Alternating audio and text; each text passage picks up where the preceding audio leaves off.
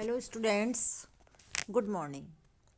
कल हमने बेसिडियो माइकोटिना के जनरल कैरेक्टर्स के बारे में पढ़ा था कि इसके अंदर जो है क्लैम्प कनेक्शंस पाए जाते हैं, डोलियोपोर सेगमेंट पाए जाते हैं।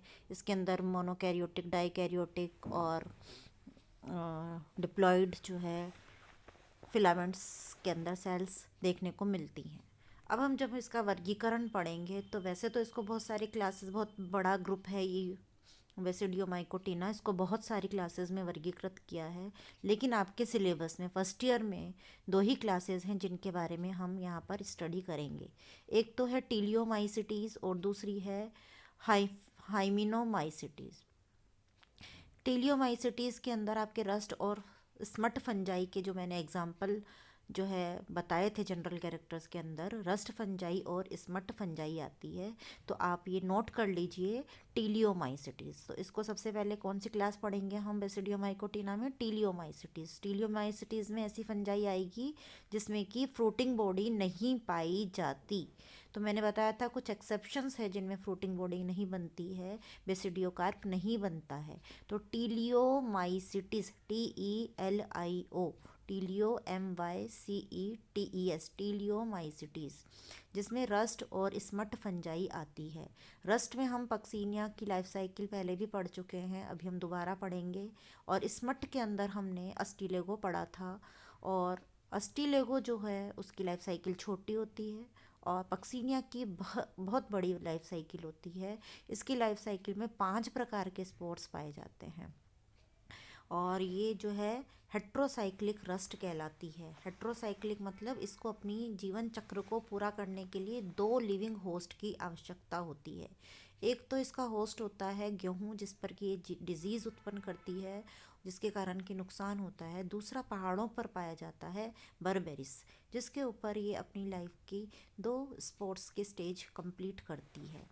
तो जब हम अभी आप जो है घर पर हो, क्लासेस अटेंड कर रहे हो, प्रैक्टिकल नहीं कर रहे हैं हम, तो प्रैक्टिकल क्लासेस के अंदर हम क्या करते हैं कि आपको पक्सीनिया के स्पोर्स जो हैं उसकी स्लाइड्स बनवाते हैं और फिर उनको हम माइक्रोस्कोप के अंदर देखते हैं।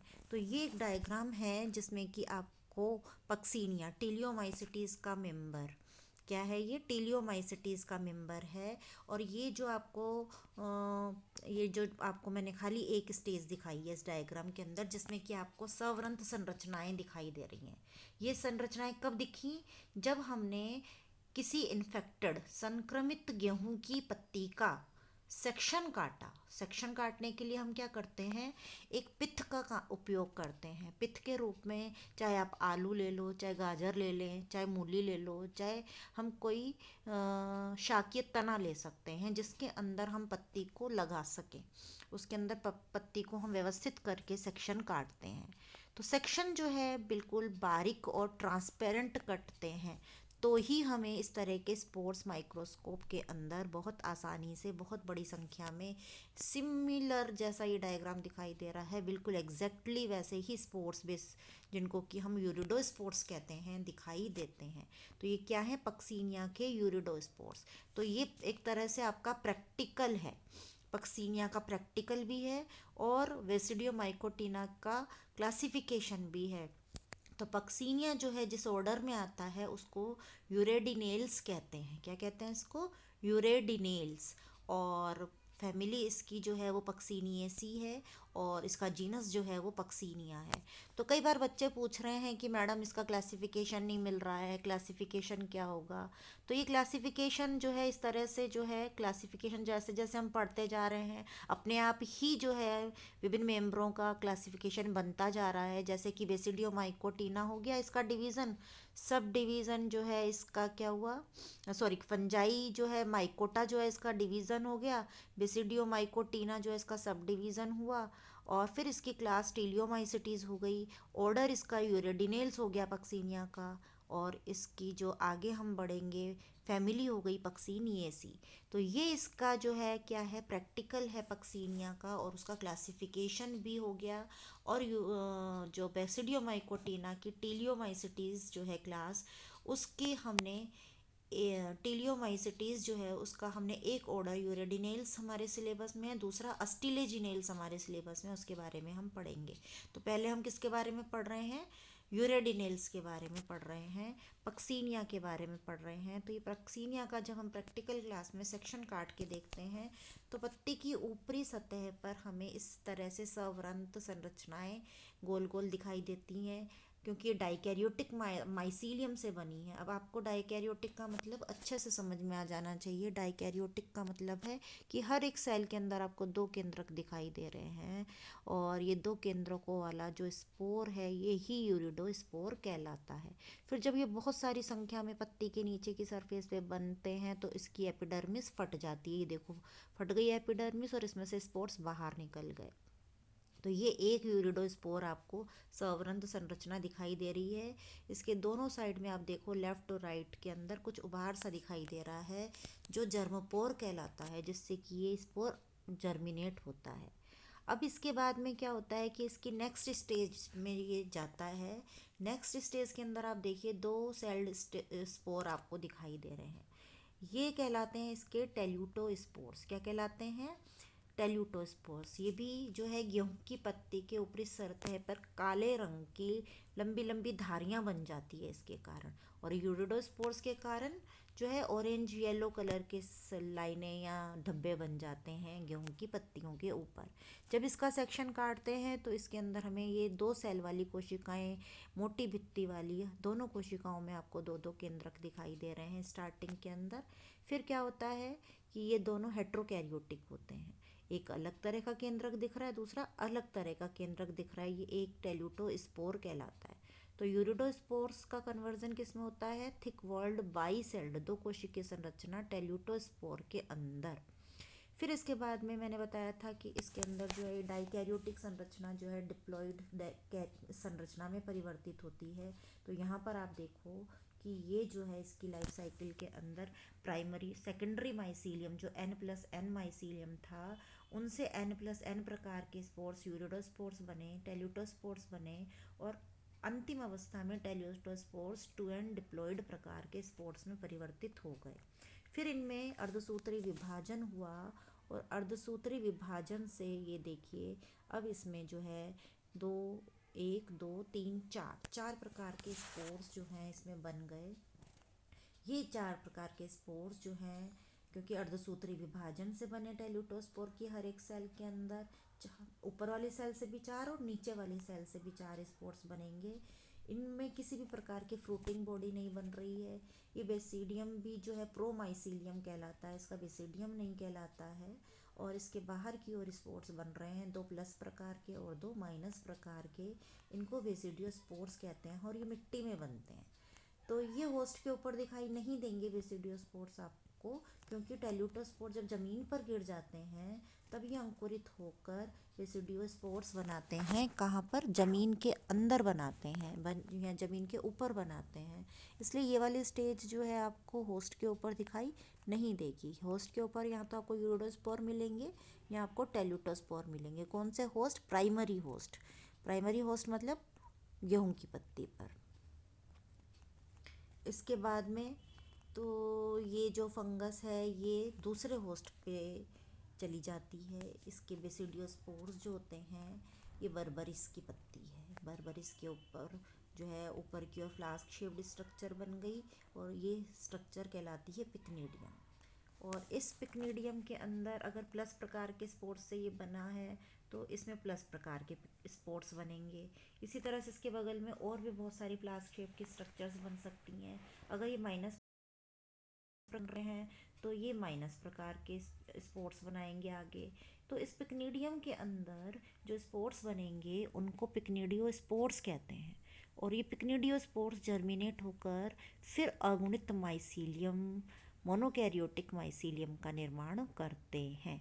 तो यहाँ तक आपको समझ में आया डाइकैरियोटिक माइसीलियम से किस तरह से जो है फिर मियोसिस के द्वारा जो है वो बेसिडियोस्पोर्स अगुणित बनेंगे, और अगुणित बेसिडियोस्पोर्स जब संक्रमण करेंगे बर्बरिस अल्टरनेट होस्ट के ऊपर तब वहाँ पे वो पिक्निडियम बनाएंगे, फ्लास्क के आकार की संरचना।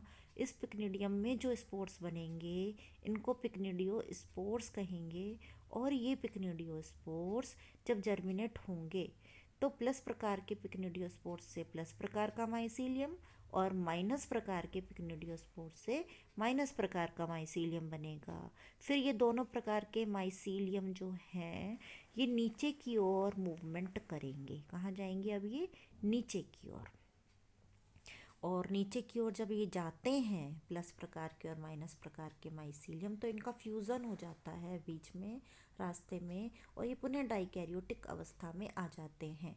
और लोअर सरफेस पर ये डाइकैरियोटिक माइसीलियम कप जैसी संरचना अब आपको दिखाई दे रही है।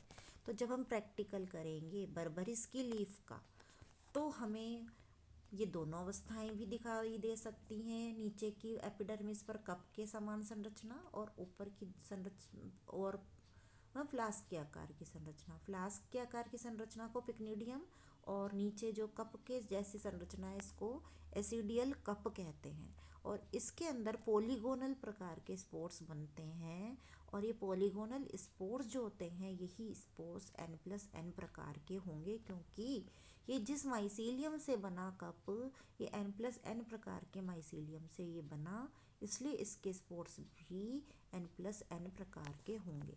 तो हमने देखा कि हम प्रैक्टिकल जब करेंगे तो हमें प्रैक्टिकल क्लास में पक्सीनिया के 4 अवस्थाएं, 2 तो इसके प्राइमरी वीट के ऊपर और 2 इसकी अवस्थाएं ऑल्टरनेट होस्ट के ऊपर दिखाई दे सकती हैं। तो प्रैक्टिकल के अंदर आपको मटेरियल देंगे, आप सेक्शन काटेंगे, फिर उस सेक्शन को आप स्टेन करेंगे। अभिरंजित करने के लिए इसमें लैक्टोफिनॉल का या कॉटन ब्लू स्टेन को काम में लिया जाता है। किसको काम में लेते हैं? कॉटन ब्लू या लैक्टोफिनॉल को काम में लिया जाता है। और फिर इसको जो है माइक्रोस्कोप में देखते हैं हाई पावर में, तो ये इतना बढ़िया डायग्राम जो है बिल्कुल जैसा इसमें दिखाई दे रहा है। अगर आपने सेक्शन बढ़िया काटा है बिल्कुल ट्रांसपेरेंट बढ़िया, तो आपको ऐसे स्पोर्स, बहुत सुंदर स्पोर्स माइक्रोस्कोप में दिखाई देते हैं। जब आप क्लासेस में आएंगे तो आप ये प्रैक्टिकल करना और आप देखना किस तरह से पत्ते पर दोनों सतह पर ये स्पोर्स आपको दिखेंगे। सबसे अच्छे स्पोर्स जो है फर्स्ट ईयर में जो है टेल्यूटो स्पोर्स जो है ये बच्चे ज़्यादा देख पाते हैं और बहुत ही सुंदर दिखाई देते हैं। और एक बार जब माइक्रोस्कोप में इनको देख लेते हैं तो हमेशा के लिए आपको याद रहेगा कि पक्सीनिया के स्पोर कैसे होते हैं, कभी नहीं भूलोगे तब आप। तो आप एक बार अभी अपने मन मस्तिष्क पे ये अच्छी तरह याद कर लीजिए कि ये हमने माइक्रोस्कोप है हमारा स्क्रीन जो है, और इसके अंदर हमने स्लाइड लगा रखी है और ये स्लाइड इस तरह से दिखाई दे रही है। तो ये किसकी स्लाइड होगी? ये फंजाई की स्लाइड है। फंजाई पक्सीनिया है और पक्सीनिया के ये टेल्यूटोस्पोर्स हैं। और टेल्यूटोस्पोर्स जो होते हैं बेसिडियोमाइकोटिना में बनते हैं। किस में बनते हैं? बेसिडियोमाइसिटीज़ की ये फंजाई है और इसके अंदर पक्सीनिया में फ्रूटिंग बॉडी नहीं बनती, जबकि बेसिडियोमाइकोटिना का लक्षण है कि इसमें बेसिडियोकार्प बनता है, लेकिन टेलियोमाइसिटीज़ का लक्षण है कि इसमें फ्रूटिंग बॉडी नहीं बनती। तो इस तरह से ये यूरेडिनेल्स में आता है। ऑर्डर क्या है पक्सीनिया का? यूरेडिनेल्स, जिसमें लॉन्ग लाइफ साइकिल होती है। इसके अलावा एक और मेंबर है आपके सिलेबस में पक्सीनिया के अलावा अस्टीलेगो, जिसमें केवल गोल गोल थिक वॉल्ड, जैसे इसमें तो बाई सेल्ड स्पोर्स दिख रहे हैं आपको टेल्यूटोस्पोर्स, पक्सीनिया में गोल दिखाई देते हैं, गोल दिखाई देते हैं और थिक वॉल्ड होते हैं। और बेसिडियोस्पोर्स बनते हैं और उन थिक वॉल्ड स्पोर्स को टेल्यूटोस्पोर्स या क्लेमाइडोस्पोर्स कहते हैं। जबकि इसकी लाइफ साइकिल में पक्सीनिया में 5 प्रकार के स्पोर्स बनते हैं। तो ये हमने आज जाना कि पक्सीनिया जो है वो किस तरह से अपनी लाइफ साइकिल को कंप्लीट करता है और माइक्रोस्कोप में हमें किस तरह से इसके स्पोर्स दिखाई देंगे। तो आज के लिए ये इतना ही बहुत है, आगे हम नेक्स्ट क्लास में पढ़ेंगे।